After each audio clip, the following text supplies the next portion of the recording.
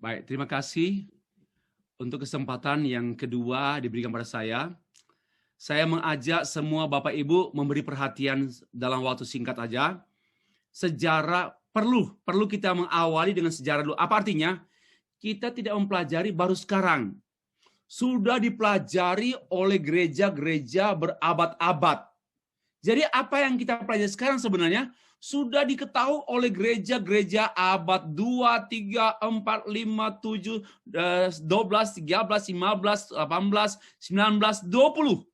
Sudah dipelajari sekian era. Nah, hanya kita meninjau secara singkat saja.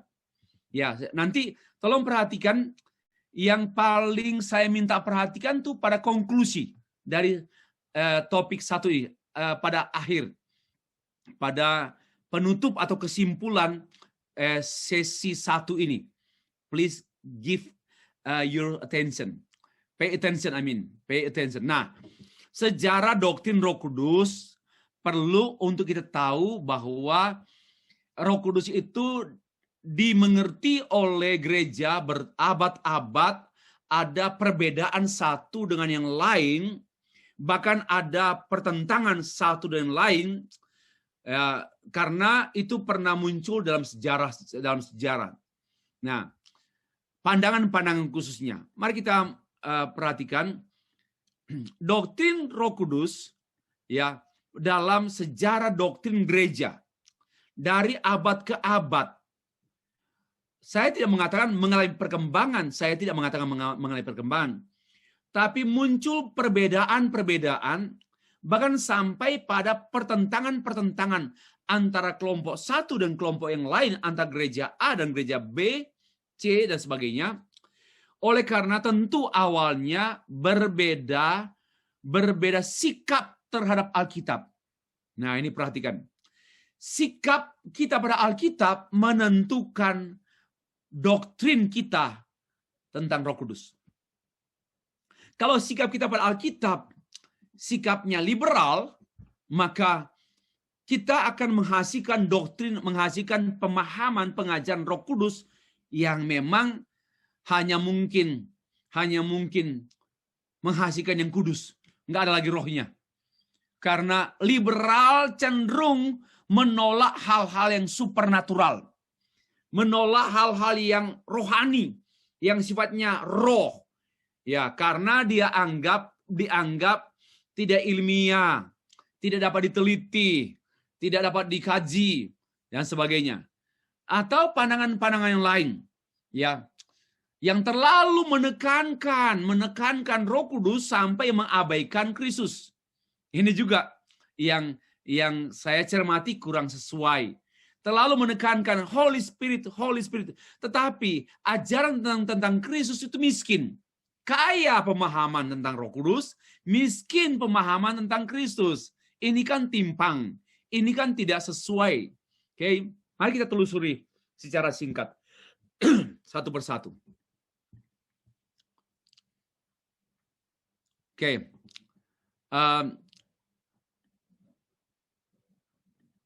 Roh Kudus pada era Yunani, ya, dalam Helenistik. Helenistik itu ada kata, ya, ini Yunani, ya. Hal yang paling mendasar dalam masyarakat Yunani dulu, ya ini keberadaan manusia harus ada kaitannya antara psike dan pneuma. Psike itu jiwa dan pneuma itu roh. Antara psike dan pneuma. Nah, nampaknya orang Yunani lebih melihat dua sisi ini dalam pengertian dualisme, bahwa jiwa dan roh itu bertentangan. Ya, jiwa dan roh bertentangan. Jiwanya, ini pandangan mereka, jiwanya senang, rohnya nggak tertarik, nggak suka. Nah, ini yang dikenal dengan sebutan saya dualism. Dua hal yang berbeda dan bahkan bertentangan. Namanya dualisme. Ini sangat kuat dalam paham-paham Yunani. Nah, contohnya begini. Tubuh roh, dan jiwa adalah unsur-unsur yang ada pada manusia. Nah, ada penganut namanya dikotomi. Dikotomi. Ada yang trikotomi. Dikotomi itu hanya percaya manusia itu terdiri dari tubuh dan jiwa. Karena jiwa itu sama dengan roh. Nah, kalau trikotomi, manusia itu terdiri dari tubuh, roh, dan jiwa. Tapi sebenarnya poin saya di sini bukan soal terlalu mempertajam, namun sebenarnya di sini tubuh, andai kata trikotomi, tidaklah terlalu mempertajam perbedaan. Ya, tubuh, roh, dan jiwa. Jangan tubuh sendiri, jiwa sendiri, roh sendiri. Itu yang keliru. Sebenarnya tidak mungkin kan seseorang memisahkan antara tubuh dan jiwa. Kalau tubuhnya sakit karena kena parang, ya jiwanya pun sakit. Mana orang berdoa ataupun sakit gigi? Siapa yang bisa berdoa lama-lama dalam kondisi sakit gigi? Ya fisiknya sakit. Mempengaruhi jiwa juga. Aduh, enggak enak sekarang, enggak tenang berdoa. Akhirnya berdoa pun, Tuhan ini sakit hati. Bukan sakit gigi. Iya Tuhan, saya salah sebut. Sakit gigi Tuhan. Ya ini karena memang nggak bisa konsentrasi orang berdoa sakit gigi. Ya, ada lagu, lebih baik sakit hati daripada sakit gigi. Ya kan? Lebih baik sakit hati daripada sakit gigi. Atau terbalik ya, lebih baik sakit gigi atau sakit hati daripada sakit hati. Itu lagu Indonesia lah, itu lagu dangdut tuh. Daripada, nah pokoknya begitulah. Saya nggak tahu lagi. Nah, kita sebenarnya tidak boleh dualisme. Karena manusia itu utuh. Tubuh, roh, jiwa, atau tubuh dan jiwa, itu satu kesatuan. Ya, hanya Yunani senantiasa cenderung dualisme. Psike ini berlawanan dengan roh. Ya, berlawanan dengan roh. Kenapa? Karena dia itu dunia kelihatan dan dunia tak kelihatan. Tubuh itu kelihatan, sedangkan jiwa itu tak kelihatan. Nah, pandangan Yunani ini, tubuh itu kotor, tubuh itu najis, sedangkan jiwa itu bersih. Jiwa itu kudus. Setiap jiwa manusia itu baik. Tapi tubuhnya kotor. Ini pandangan Yunani ya. Pandangan Yunani. Untuk itu, perlu ada roh. Antara tubuh dan jiwa, perlu roh yang menjadi pengantara. Maka dikenalah tubuh, roh, dan jiwa. Nah, sebenarnya dalam ajaran Kristen, ya dalam ajaran Kristen, jiwa itu ya kotor juga. Siapa bilang jiwa itu bersih? Orang berdosa itu kotorlah jiwanya. Jiwa itu terekspresi melalui pikiran, perasaan, kehendak. Perhatikan ya, jiwa itu terekspresi melalui pikiran, perasaan, dan kehendak. Orang berkehendak karena jiwa. Orang berpikir karena jiwa. Ya, pikiran, perasaan pun orang berperasaan karena jiwa. Psike, jiwa. Nah, orang Kristen menurut Alkitab tidak ada yang bersih, tidak ada yang kotor. Kalau tubuh kotor, ya dari jiwa yang kotor. Bagi saya justru sebaliknya. Kalau Yunani berbeda. Karena tubuhnya kotor, yaitu gampang kepengen buat dosa, kepengen pukul orang, kepengen curi, kepengen ingin mencuri. Ini tubuh kotor, kepengen mencuri. Sebenarnya jiwalanya yang kotor. Tuh. Karena inginnya kan, keinginan hati kan bagian daripada jiwa. Jadi pandangan Yunani ini tidak sesuai dengan pandangan Kristen. Nah, itu yang saya ingin tekankan ya. Ini singkat saja tentang, nah, Yunani tidak mengakui adanya roh dalam pengertian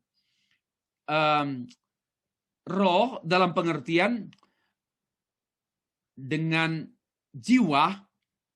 Hanya kadang-kadang mereka menginterchangeable, menukar pengertian. Ya, kadang-kadang roh, kadang-kadang jiwa. Kadang-kadang roh, kadang-kadang jiwa. Itu tambahan saja dari pandangan Helenisme. Helenisme ini pandangan-pandangan yang sudah ada sebelum ada Tuhan Yesus. Ya, sampai pada gereja mula-mula Helenisme menguasai dunia. Itu kebudayaan Yunani. Helenisme ini adalah kebudayaan Yunani. Ya, bahasanya, budayanya juga, bahasanya, cara pikirnya, dan sebagainya. Oke, ini pandangannya. Pandangan Yunani, pneuma adalah ide yang penuh kuasa, suka dipahami. Yang namanya roh itu bagi orang Yunani itu kuasa. Ini kelemahannya mereka, karena roh itu, pneuma itu hanyalah power, bukan pribadi. Coba misalnya Stoa dan aliran Gnostik. Aliran Stoa, roh itu satu kuasa atau satu substansi tak kelihatan yang halus, yang menguasai seluruh dunia yang kelihatan. Mereka percaya bahwa di balik semua benda ada pneuma. Di balik tubuh manusia ada pneuma. Ada pneuma, dan pneuma itu power. Nah, ini yang kadang-kadang dipahami oleh orang Kristen, bahwa Roh Kudus itu hanya kuasa. Roh itu kuasa Allah, kuasa Roh Kudus. Sebenarnya Allah Roh Kudus. Jangan bilang kuasa Roh Kudus. Tidak salah sebenarnya istilah kuasa Roh Kudus, tidak salah. Api Roh Kudus bakar hatiku, kuasa Roh Kudus. Itu tidak salah sebenarnya, tapi yang saya khawatir sebenarnya dia kelirunya sampai meniadakan Allah Roh Kudus. Sebenarnya Allah Roh Kudus itu bukan hanya kuasa Roh Kudus. Karena konsep Yunani tentang kuasa itu adalah impersonal, tak berpribadi.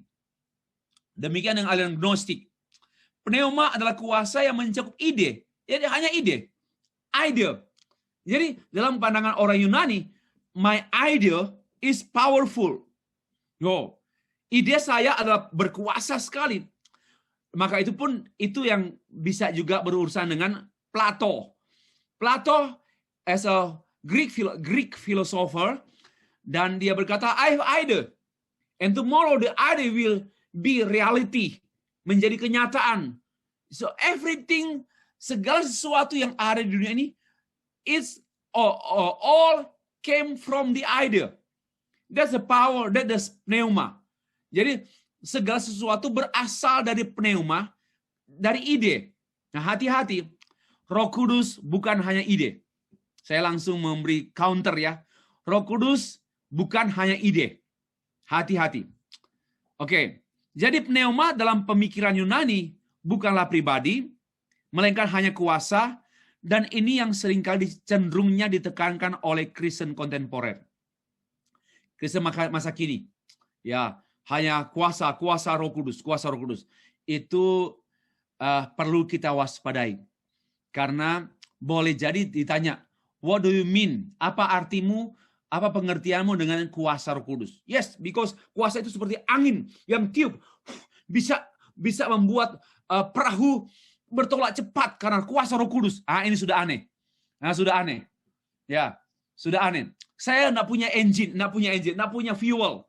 Waktu saya dari tempurung sampai ke bandar, praise the Lord, Holy Spirit jadi fuel. I have no fuel, enggak punya bensin, lalu enggak punya fuel minyak, tapi kosong karena enggak punya dolar, enggak punya ringgit juga.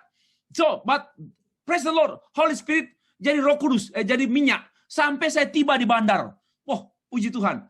Saya enggak percaya itu. Itu merendahkan Roh Kudus. Masa Roh Kudus jadi minyak? Nah, ini yang saya katakan, jangan seperti itu. Ya. Mungkin juga ada tanda ajaib, tapi tidak berurusan dengan Roh Kudus gitu.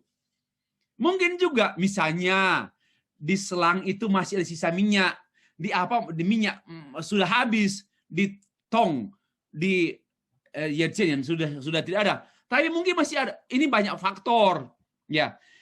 Nah, jangan semuanya dikaitkan hal-hal ajaib itu dikaitkan dengan Roh Kudus. Ya. Oke. Ini pandangan kecenderungan contemporary Christian. Ya. Tulisan kitab-kitab Perjanjian Baru tidak dilatar belakangi oleh pemikiran Yunani.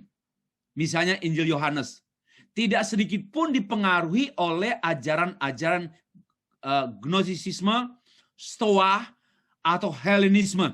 Nggak ada sedikit pun. Walaupun istilahnya juga mungkin boleh jadi sama, tetapi ide, pemikiran tentang pribadi dan karya kudus dalam Perjanjian Baru, contohnya Injil Yohanes, tidak ada hubungannya dengan pandangan Helenisme Yunani, ya. Oke, sekarang Roh Kudus dalam pandangan Yudaisme. Tadi Yunani, sekarang Yudaisme.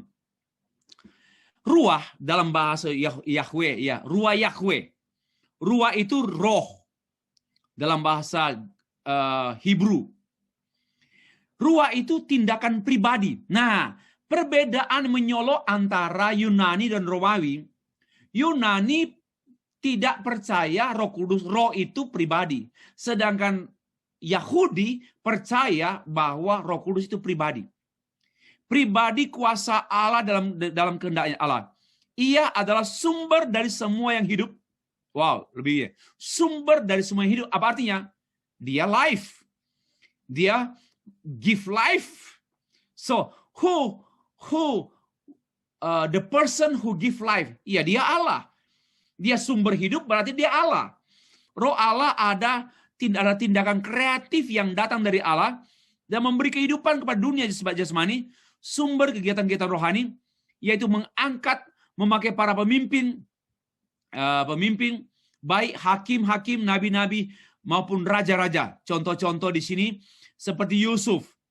Yusuf itu hanya roh Allah yang ada pada dia, seperti yang tercatat dalam Kejadian 41 ayat 38. Para hakim juga, setiap kali hakim-hakim berbicara, roh Allah mengurapi para hakim, baru mereka berbicara yang benar, keputusannya benar. Seperti Deborah, roh Allah hinggap padanya. Gideon, roh Allah hinggap kepadanya, sehingga dia dikuasai. Demikian juga dengan siapa yang kuat, Simpson. Pada waktu dia dikuasai oleh roh Allah, tak seorang pun yang mengalahkan dia. Itu namanya roh Allah itu memakai pemimpin-pemimpin, memakai orang-orang tertentu, nabi, imam, nabi, hakim, raja-raja, dan sebagainya. Itu namanya dalam konsep Yudaisme. Ya, dalam konsep berarti roh Allah hanya untuk orang-orang tertentu dan memang untuk masa-masa tertentu. Kenapa? Kalau ditanya, Pak, apa perbedaan pekerjaan Roh Kudus pada Perjanjian Lama dan Perjanjian Baru? Perjanjian Lama, Roh Kudus hanya diterima oleh orang-orang tertentu untuk waktu-waktu tertentu. Karena roh Allah bisa tinggalkan dia. Ya. Sedangkan Perjanjian Baru, ini namanya imamat yang rajani. Roh Allah itu untuk semua orang percaya dan dia permanen sifatnya. Roh Kudus tidak masuk keluar. Ya, permanen sifatnya. Ini perbedaan antara Perjanjian Lama dan Perjanjian Baru, ya. Ini penting. Sangat penting supaya kita tidak salah mengajar anak-anak. Ya, PL itu karena belum penggenapan kan? Belum penggenapan. Aku akan mencurahkan rohku. Itu masih dipromis. Tapi kemudian pada peristiwa Pentakosta and until now and until tomorrow after sampai Jesus coming back again, datang lagi, maka semua Roh Kudus mendiami semua orang percaya secara permanen. Ya. Sedangkan pada zaman Perjanjian Lama, Roh Kudus hanya untuk orang tertentu. Masih ingat nggak? Samson, roh Tuhan meninggalkan dia. Sampai dia lemah, tak mempunyai kekuatan apa-apa. Karena roh Tuhan meninggalkan dia. Ya, demikian pula beberapa kasus dalam Perjanjian Lama. Maka itu Daud berdoa begini.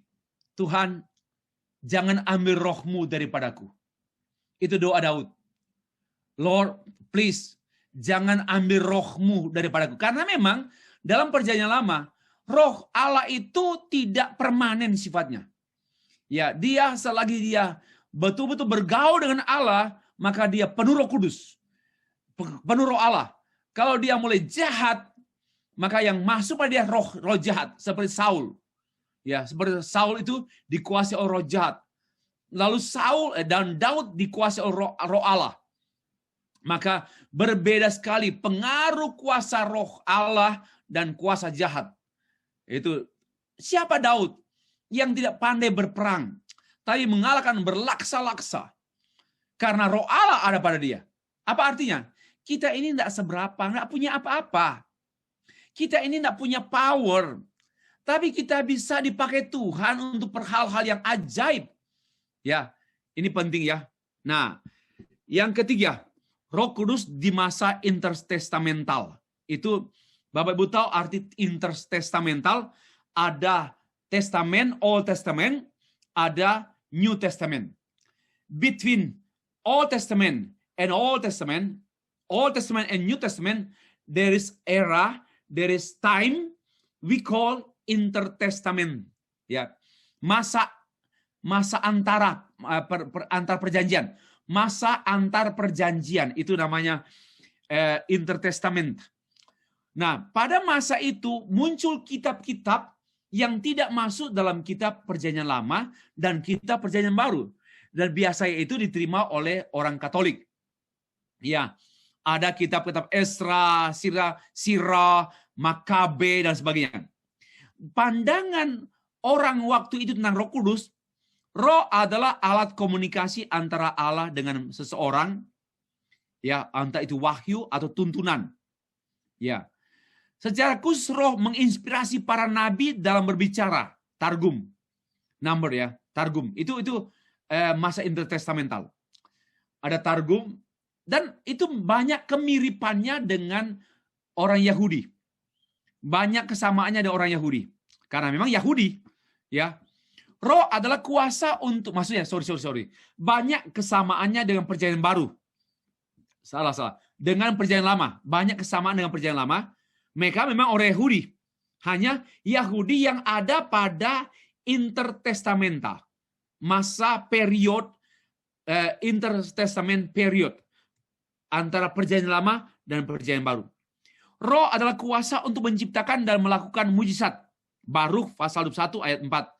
Roh juga dihubungkan dengan Mesias. Hal ini berkenaan dengan figur Daud, ya, yang diberkahi dengan hikmat, roh hikmat, pengetahuan dan kuasa.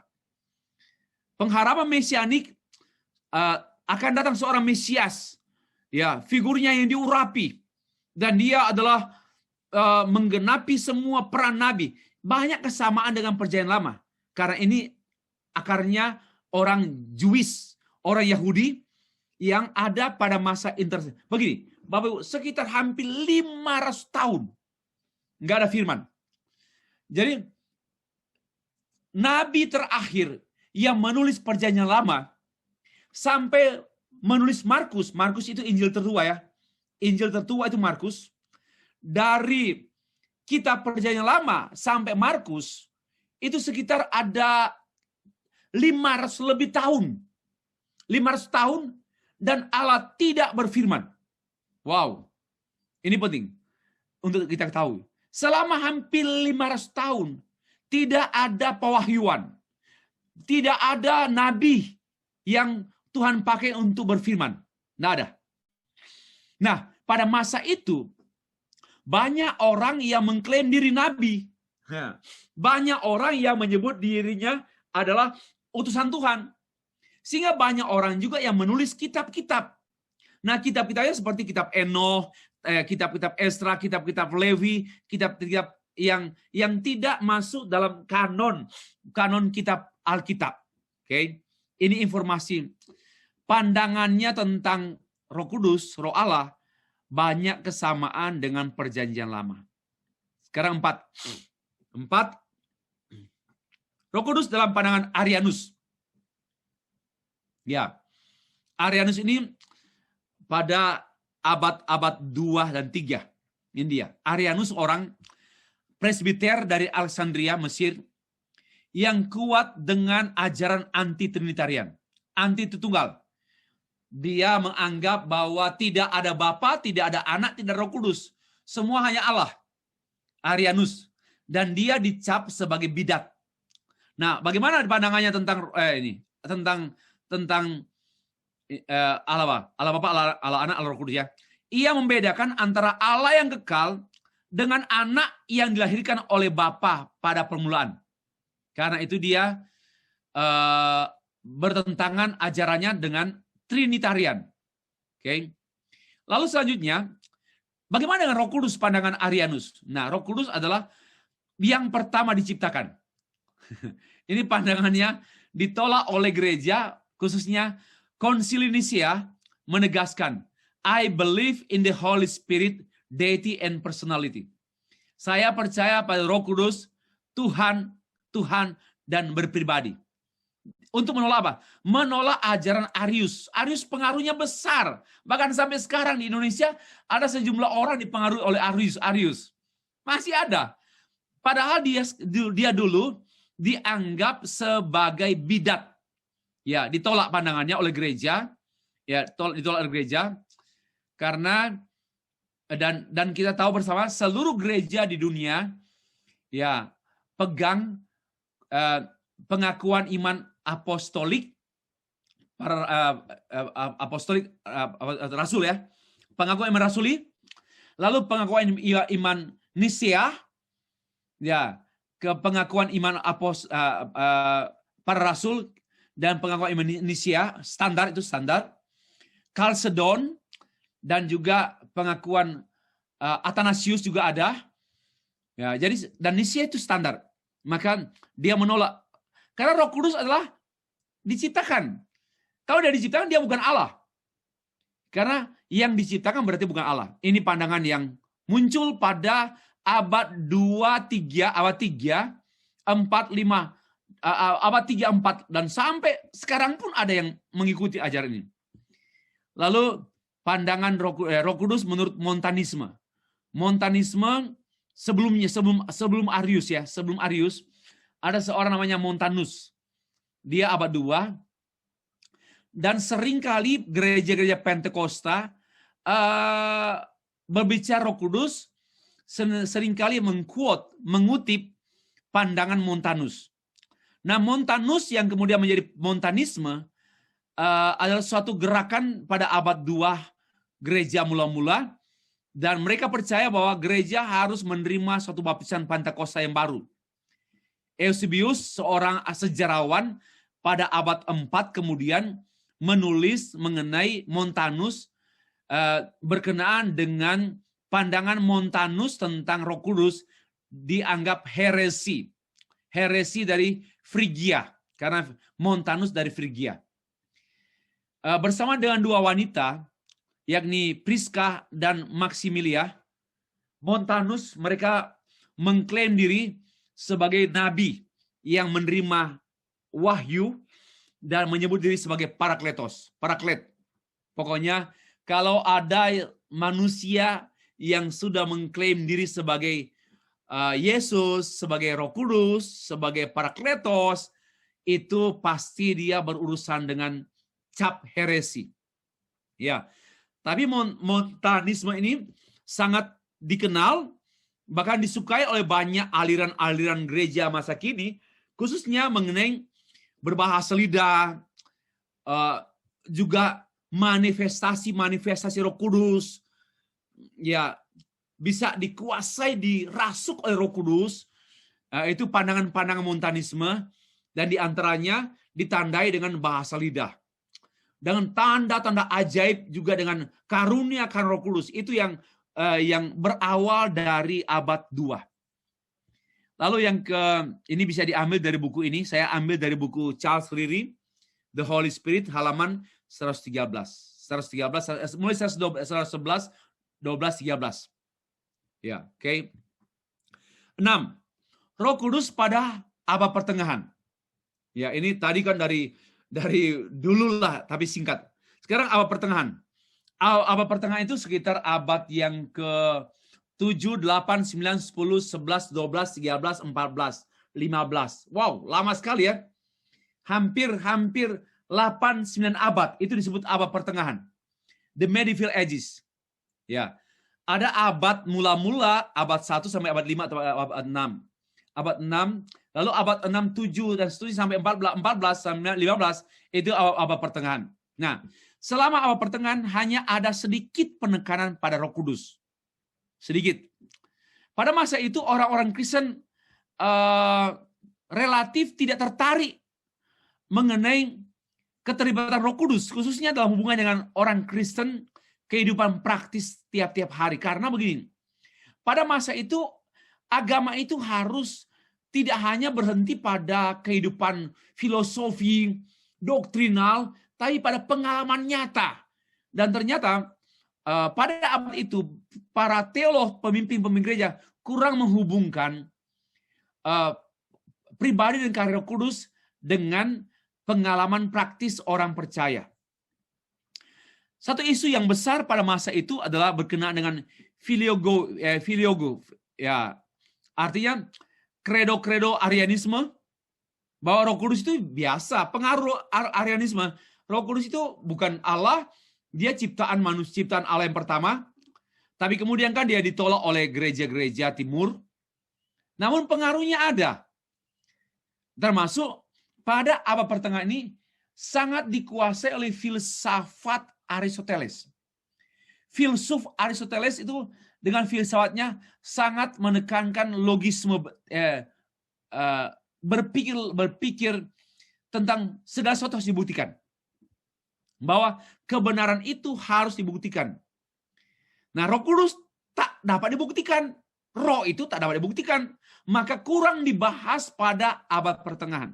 Nah, waktu Thomas Aquinas dan Anselmus membahas tentang Allah, Allah dapat dibuktikan lewat alam. Mana Allah? Allah kan tak terlihat. Allah itu roh. Tapi dia ada enggak? Ada. Karena ada bukti-bukti kosmologi, bukti-bukti ontologi, bukti-bukti etnologi. Bahwa alam ini ada karena ada penciptanya, ada yang sumbernya. Pohon itu ada karena ada asal-usul pohon. Siapa itu asal-usul pohon? Yaitu Allah. Nah, itu pandangan, namanya pandangan mereka yang namanya natural theology. Nah, sedangkan Roh Kudus, apa bukti Roh Kudus ada? Enggak ada bukti. Maka itu pada masa itu pembahasan tentang Roh Kudus kurang ditekankan, kecuali oleh Agustinus. Agustinus sangat menekankan pekerjaan Roh Kudus. Pertama, yang membuat orang bertobat itu Roh Kudus. Itu Agustinus. Dia lahir abad 4 dan berpengaruh abad 5. Dia Roh Kudus lah yang membuat orang, dan Roh Kudus juga lah yang menjadi kekuatan gereja. Jadi Roh Kudus ini, Agustinus ini seorang hamba Tuhan yang normal, yang stabil, yang menjadi standar pengajaran gereja-gereja selanjutnya. Oke, kita lanjut lagi. Roh Kudus pada zaman Reformasi. Pada zaman Reformasi banyak orang mengkritik, Reformasi itu kurang bahas tentang Roh Kudus. Kurang, memang. Tetapi saya mengatakan bahwa ini, pada waktu itu, dari abad-abad yang ke-7, 8, 9, 10 sampai 14, Roh Kudus memang kurang dibahas. Nah, pada abad 16, Martin Luther, John Calvin, Farel, Zwingli, mereka adalah tokoh-tokoh pembaharuan gereja yang dipakai Tuhan untuk membersihkan gereja di kotoran-kotoran yang dihasilkan oleh paus dan sistem kepausan. Dan Roh Kudus memakai mereka untuk membersihkan gereja dengan reformasi. Nah, sebenarnya bukan berarti mereka kurang membahas tentang Roh Kudus. Memang karena dari 8 abad hampir sepi membahas Roh Kudus. Namun, sesuatu yang menjadi pegangan kita, bahwa pengajaran gereja tentang Roh Kudus dipulihkan oleh para reformator, misalnya oleh Luther ini. Martin Luther begini,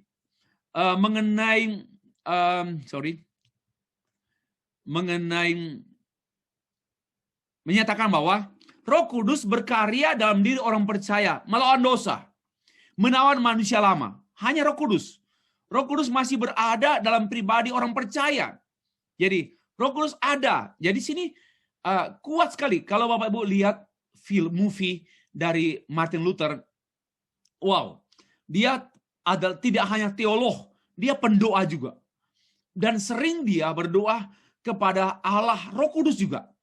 Ya, jadi kelirulah kalau bilang bahwa para reformator kurang akrab dengan Roh Kudus. Nah, John Calvin membahas tentang Roh Kudus, menempatkannya dalam hubungannya dengan kitab suci. Apa maksudnya? Persoalan utama ajaran Kristen adalah berkenaan dengan Alkitab.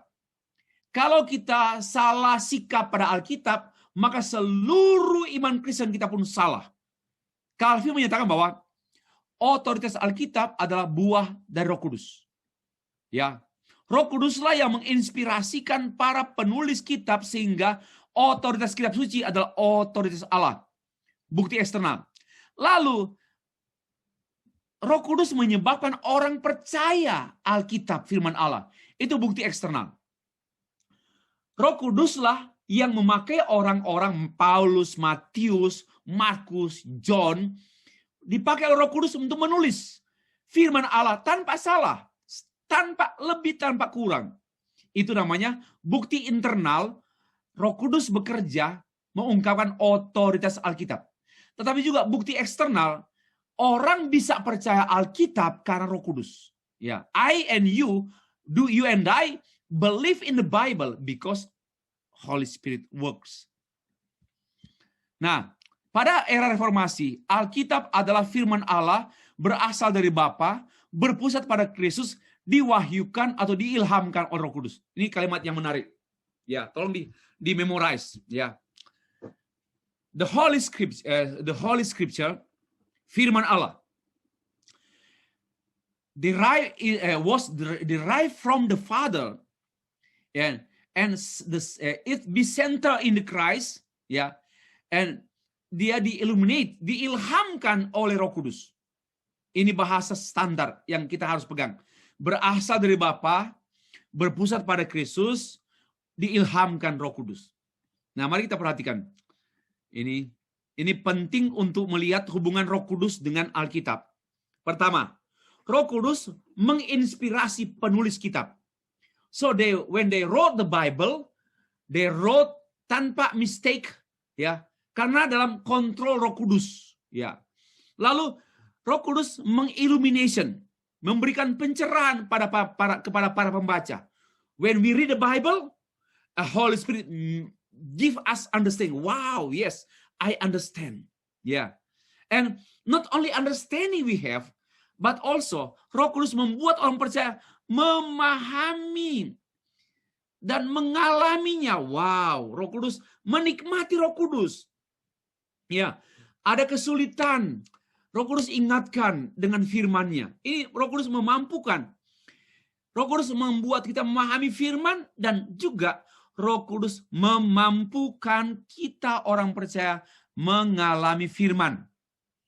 Karena sebenarnya tidak seorang pun mampu mentaati Allah. Dengar saya baik-baik.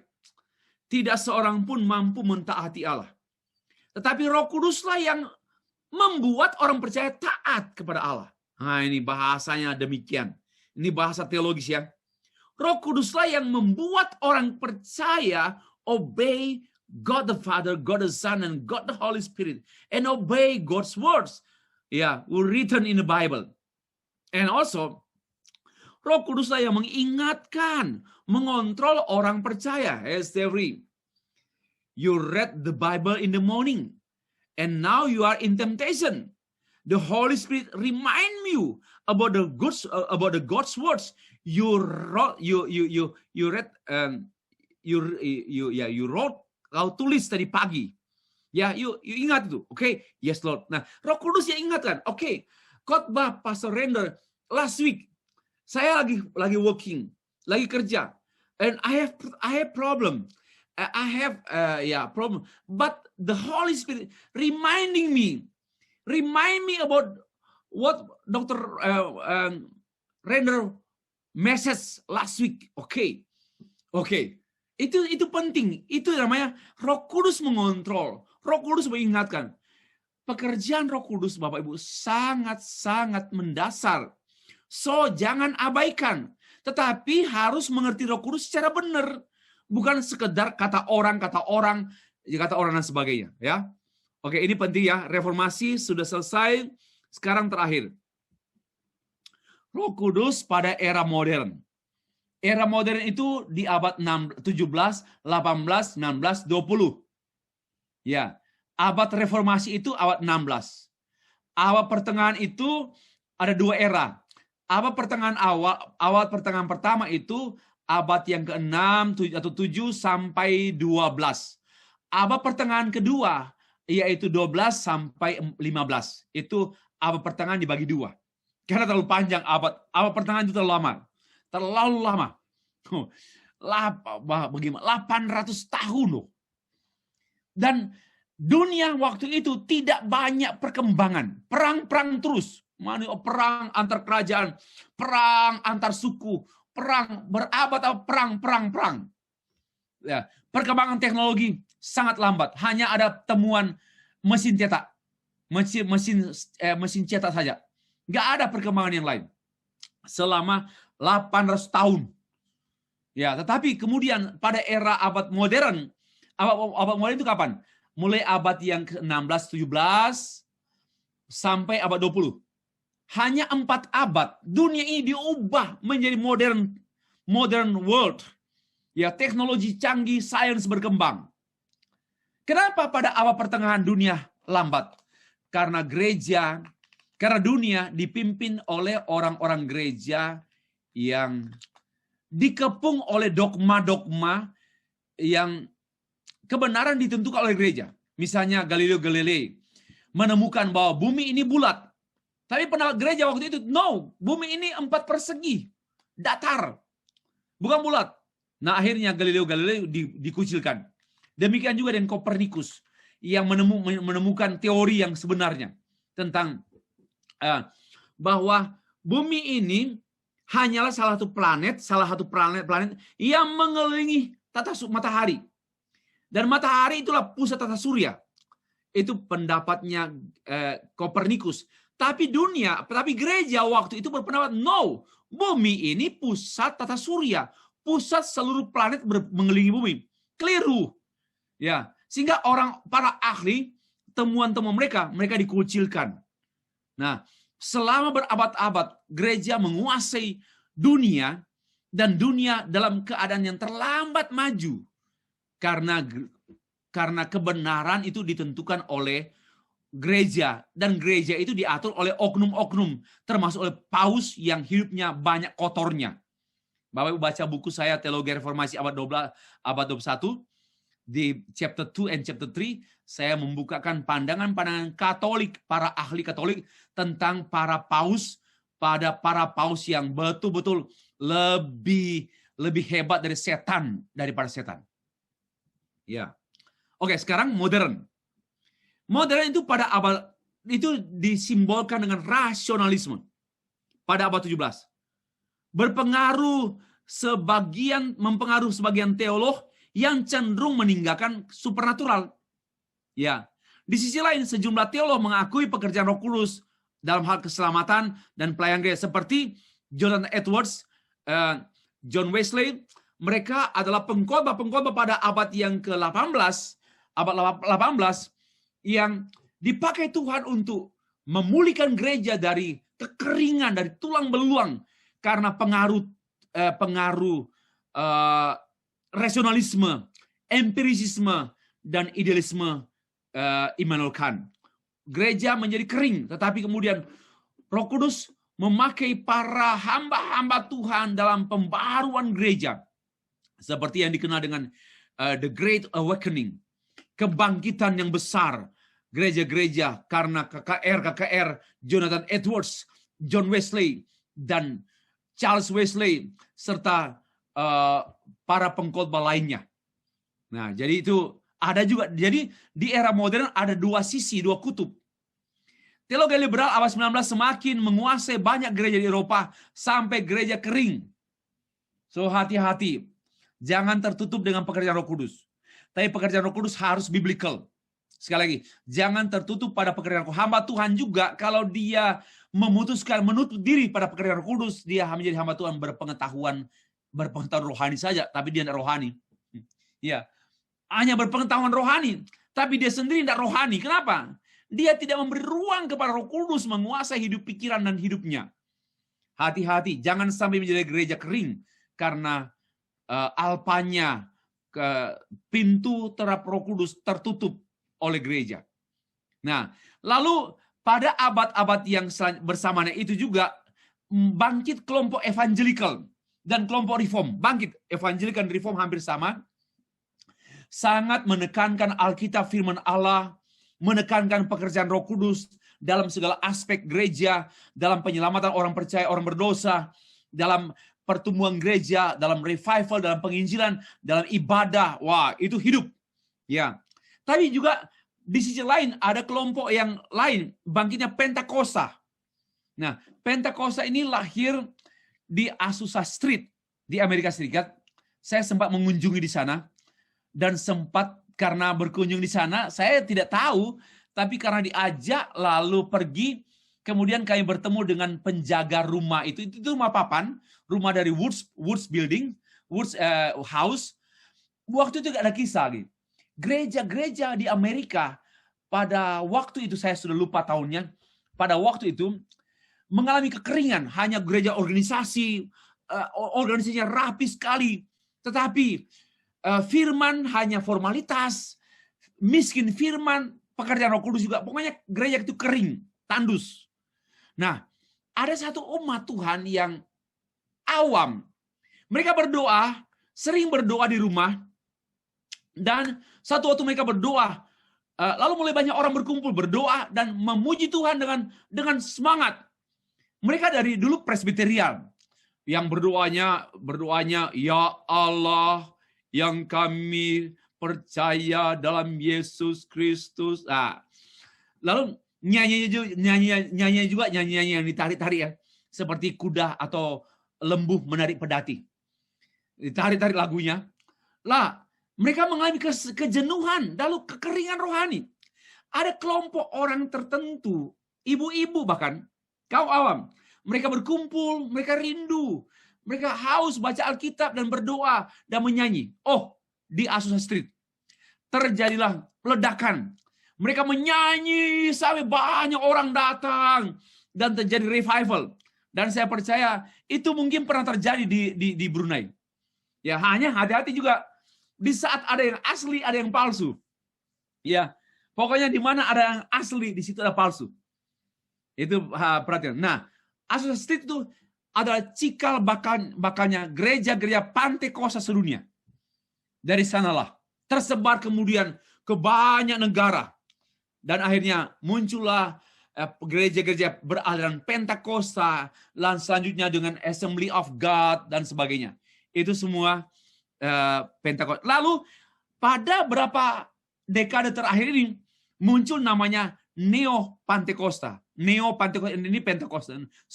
Neo-Pentecostalism, and itu namanya karismatik. Kata lain dari karismatik adalah Neo-Pentecostalism. Dan ini gereja Pentecostalism itu aliran yang saya gambarkan tadi. Kemudian sama juga Pentakosta pun mengalami kemerosotan, kejenuhan pada sekitar menjelang pertengahan abad 20. Tapi kemudian bangkitlah sekitar, kalau mau lihat sekitar tahun 1970, 80, 90 sudah bangkit. 1990 ini baru, karismatik ini baru sekitar tahun 80-an, 90-an.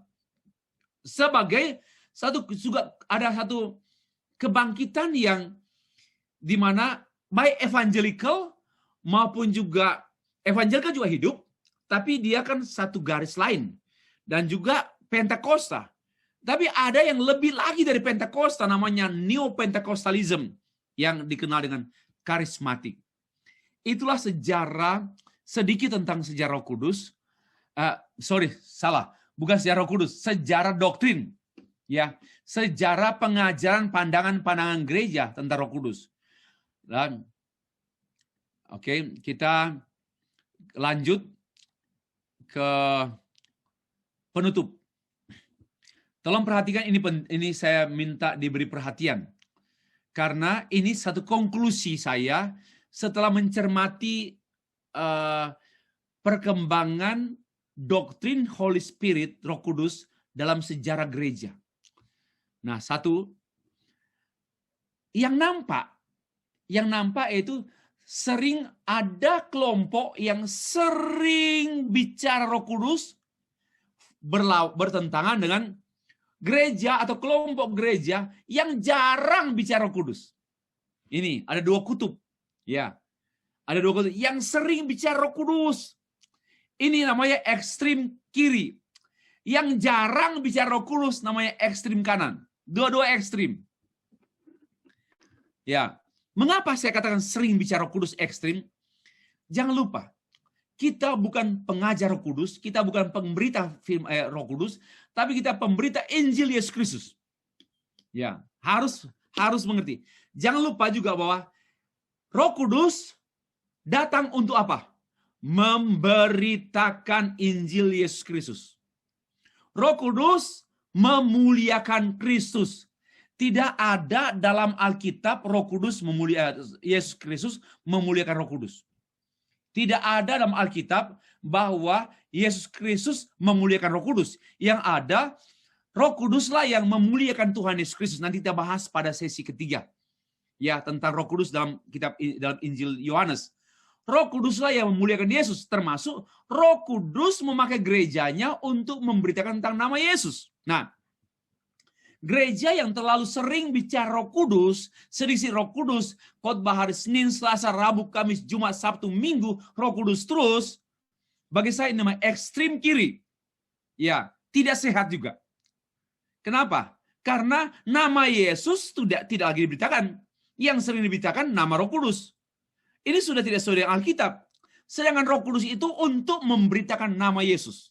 Jangan lupa. Nah, yang kedua, jarang membahas Roh Kudus. Ini ekstrim kanan. Jarang membahas. Paling hanya sebelum khotbah, biarlah Roh Kudus menuntun kami pada pemberitaan firman Allah. Amin. Hanya itu. Ya, miskin membahas. Bagi saya ini ekstrim kanan. Harus sesuai, seimbang. Doktrin kita tentang Allah, tentang manusia, tentang Kristus, tentang keselamatan, tentang Roh Kudus, tentang akhir zaman, tentang gereja, harus semua pada proporsional. Ada pada porsi-porsi yang tepat sesuai. Jangan mengemphasize one doctrine, tetapi neglect, mengabaikan another doctrine. Ya, jangan sering, jangan jarang. Ini namanya ekstrim. Not good, not right. Not true ya. Itu yang pertama. Yang kedua, ada orang yang senantiasa bicara Roh Kudus dari pengalaman Roh Kudus. Ada orang yang berbicara pengajaran Roh Kudus. Sebenarnya ini tidak boleh demikian. Baik pengalaman dan pengajaran itu satu kesatuan.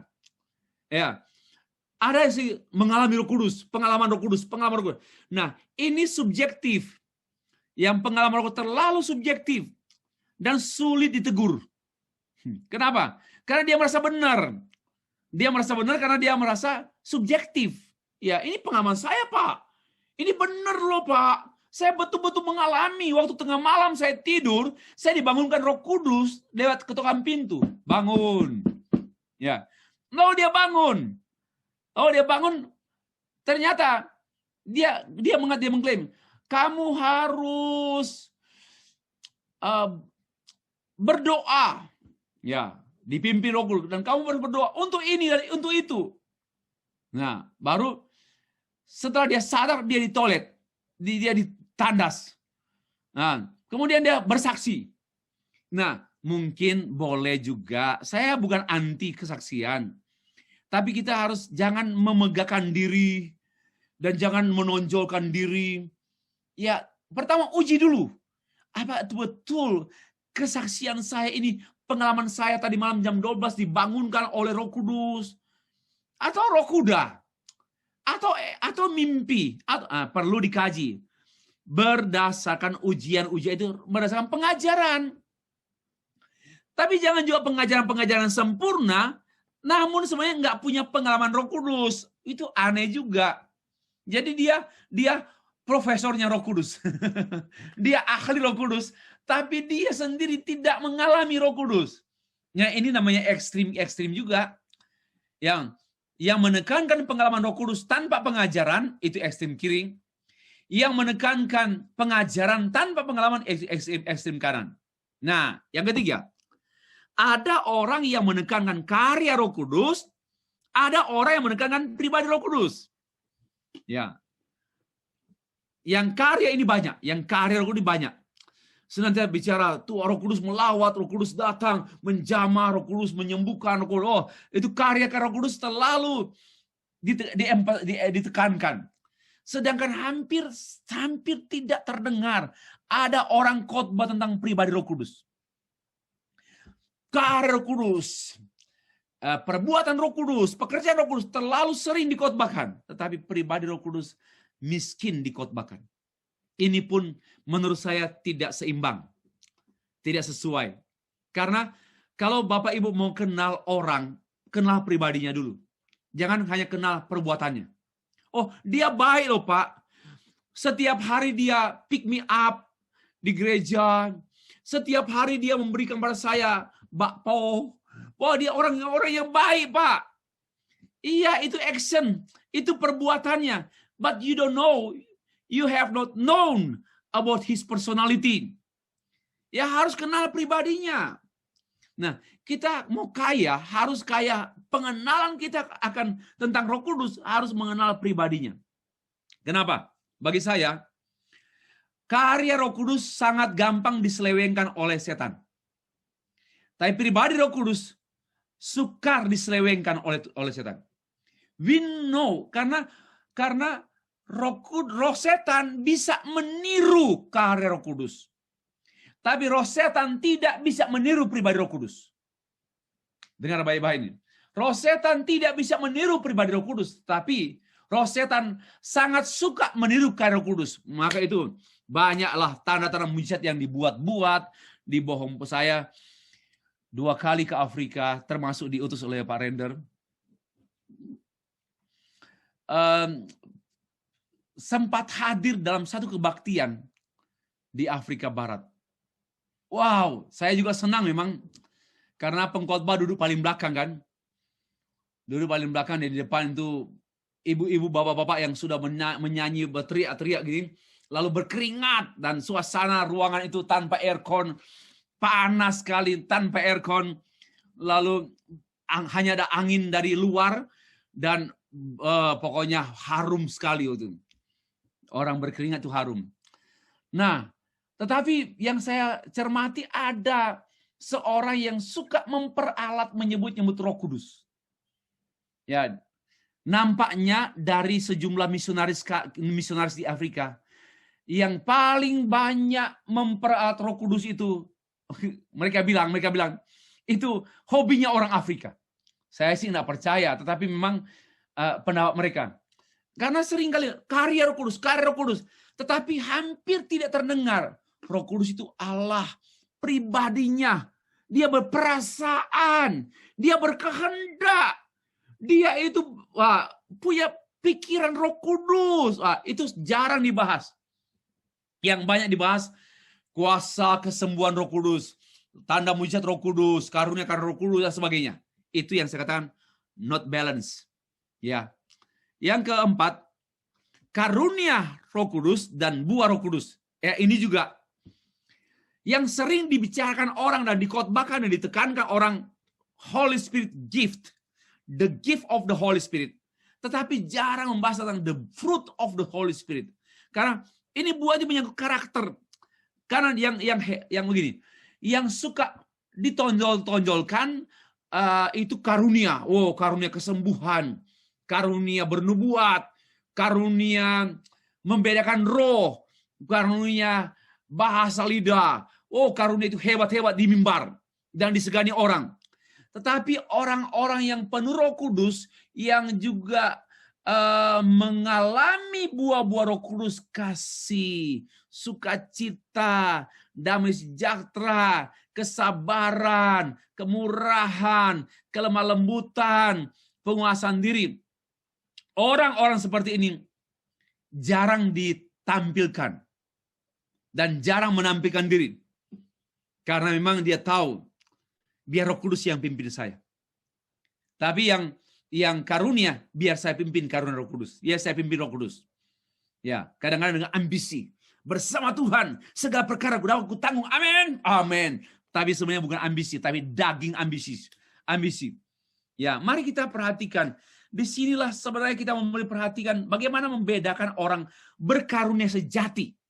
Kalau orang berbuah Roh Kudus, pasti dia disertai karunia Roh Kudus. Dan karunia Roh Kudus yang benar nampak pada buah Roh Kudusnya. Ya, jangan dibalik. Orang yang penuh kasih, lemah lembut, kesabaran, penguasaan diri. Ya, tentu itu proses ya. Proses. Ya. Lalu dan sebagainya. Kalau itu yang ada adalah buah Roh Kudus, dan tentunya tidak mungkin tanpa karunia. Tapi orang yang berkarunia Roh Kudus belum tentu dia bukanlah, jangan bilang karunia, orang yang nampaknya seperti berkarunia Roh Kudus, seperti berkarunia Roh Kudus. Kalau palsu karunia itu, kalau itu hanya talenta, kemampuan-kemampuan dia, ya ada nalurinya, ada kemampuan bawaan alami dia yang dia klaim sebagai Roh Kudus, karunia Roh Kudus, dan dari buahnya itu orangnya nggak tahu sopan, nggak rasa hormat kepada sesama. Ya, bagi saya karunia itu bukan dari Roh Kudus. Ya, yang terakhir, tanda yang ditandai. Ini saya sudah bahas tadi. Ya, kita perlu, tanda itu penting. Tanda itu penting. Tanda Roh Kudus. Tanda pekerjaan Roh Kudus. Tanda-tanda ajaib kan? Tanda miracle. Miracle, tanda-tanda ajaib. Dan banyak orang hanya tertuju pada tanda ajaib. Padahal itu tanda. Sebenarnya yang terutama, tanda itu penting, tapi nggak terutama. Yang terutama itu yang ditandai. Contohnya, tanda-tanda orang yang penuh Roh Kudus, apa yang ditandai? Kasih, sukacita, damai sejahtera, kesabaran, kemurahan, kebaikan, kelemah lembutan, penguasaan diri. Ya, di saat dia marah nggak jadi. Ya, oh itu tanda Roh Kudus. Ya, ada yang juga ke terlanjur marah.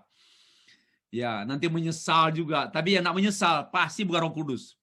Kalau masih ada orang salah-salah, terlanjur marah dan kemudian menyesal, itu tanda-tanda yang ditandai Roh Kudus. Bahwa orang itu masih diberkati oleh Roh Kudus. Tapi jangan lupa sekali lagi, tanda itu tidak yang utama, bukan yang terutama. Itu penting. Namun yang terutama itu yang ditandai. Ya, yang ditandai.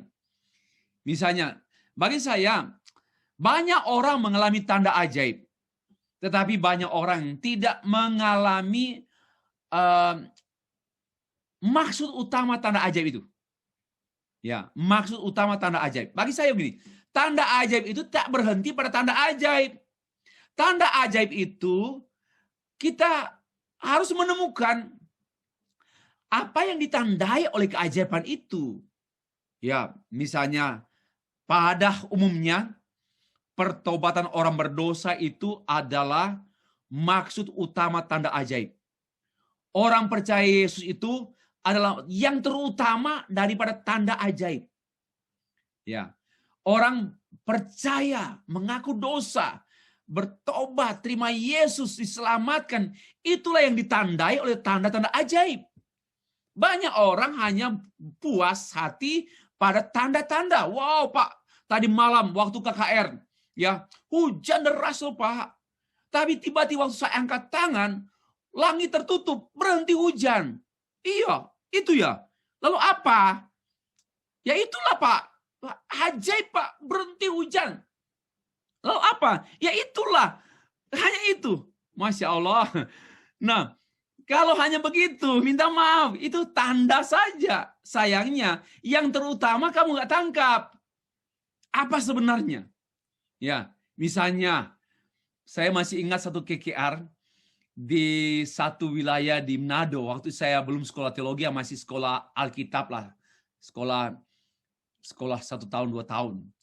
Lalu kami menjadi pelayan untuk mendampingi orang-orang yang mau merespon terima Tuhan Yesus. Nah, waktu itu mungkin Dr. Render masih ingat Pak Pontius Takaliwang. Ya, dia khotbah Pak. Dia khotbah. Setelah dia khotbah panjang, dia tantang, invite. So anybody who believe in Jesus Christ, come.